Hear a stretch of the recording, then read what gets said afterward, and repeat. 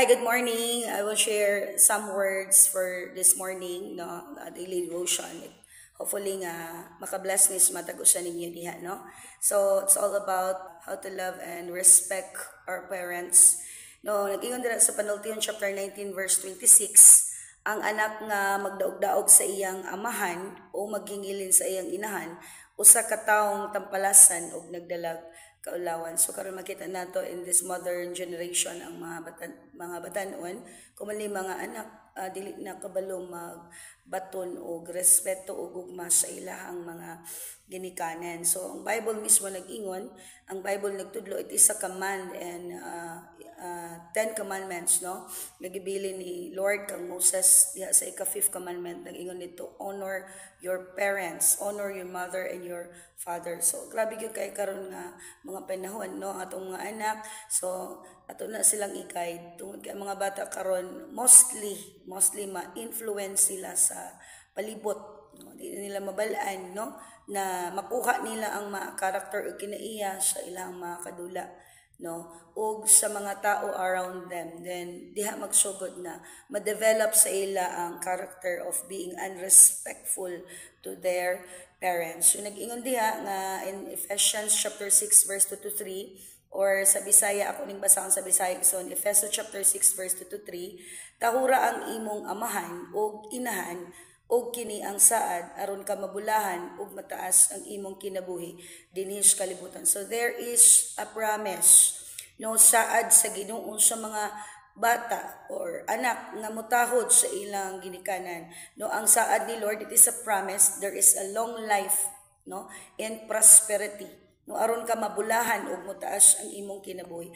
So there is success, there is prosperity, there is good things waiting for those people who love and honor and respect their parents. So children, this is the thing you need to do. So na ako'y tulo ka butang na buhaton, na inyong buhaton, isip anak. So there are 3 things, tulo lang, no, kay minute videos raman ni siya. So what are the things you need to do as a child or isip nga anak sa imuhang ginikanan? Number 1, show your love and support to your parents. So kinahanglan ipakita nato atong love ug support.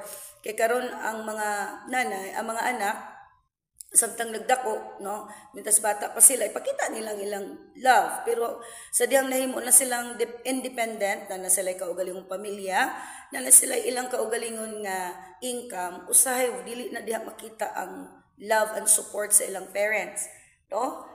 Ginapasagdan na nila ang ilahang kanang ginikanan, no, wala na diha ang support, pag-support sa ila. So atong parents dili lang kinahanglan nga i-support nato sila through our emotion or something na pwede natong ihatag sa ila.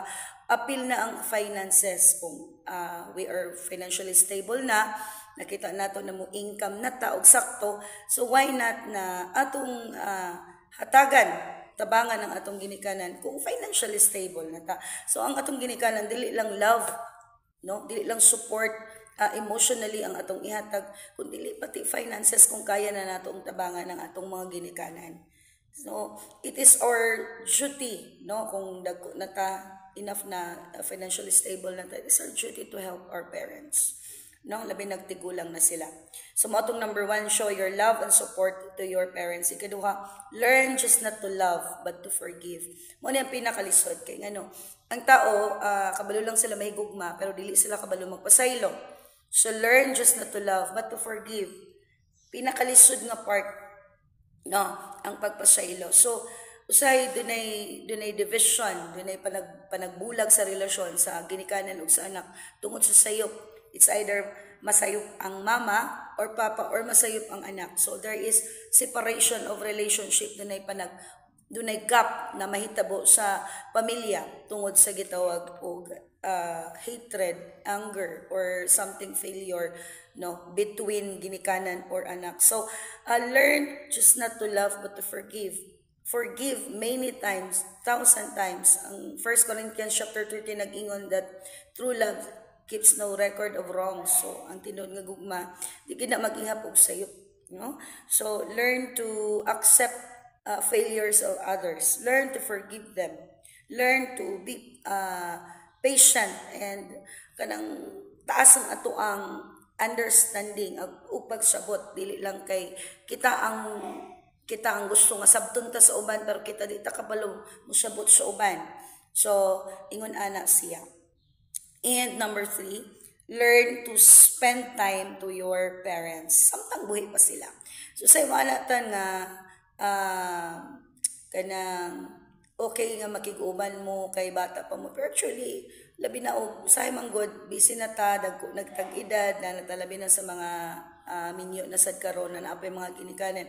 Usay wala na ta nag-spend time o panahon sa tong mga ginikanan tungod kay we are busy. Mabot ang panahon ma-realize na to may end up ta na uy wala naman day si mama, wala naman day si papa. Unya wala na tay time nagahin sa ila. So time is the very most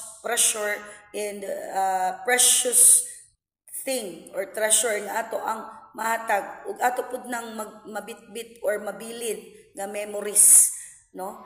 Samtang kung abot man ang panahon nga mo pauli na ang ato ang mga ginikanan. So grabe ka precious ang time. So kinahanglan ato ni siyang suliton tungod kay kinabuhi sa tawo mubo lang. So na mga ginikanan nato moabot og 60s, 70s pero na mga ginikanan nga kuhaon og sayo. So much better that we must spend enough time to our parents. No? Maghatag jud ta magahintag time nga naatay banding. No, labi na sa mga birthdays ato ang mga ginikanan, so give them support. So kinahanglan dili na to kalimtan ang mga birthdays ng ato mga ginikanan. So dili lang kay magpaabot nga magulat ta sa ilang death anniversary, kung dili karon pa lang mintres buhi pa sila. So ato silang pahalipayan sa panahon na sila kanang adlaw ang ilahang adlaw na tawhan. So celebrate with them sa ilang birthday. Celebrate with them kung naay mga panahon sa ilang kalipay, kung panahon pod sa mga kasakit o problema sa inyong ginikanan, so damayan pod nato sila labi na sa labaw sa tanan kung about sa financial na gayud, no? So kinahanglan dili lang ta naa sa panahon nga naapoy nindot nga butang atong ginikanan. We must be with them in all seasons, no? All seasons, in good times and in bad times, we must be there for our parents. So that's it. So balikod ko, learn to love and respect your parents.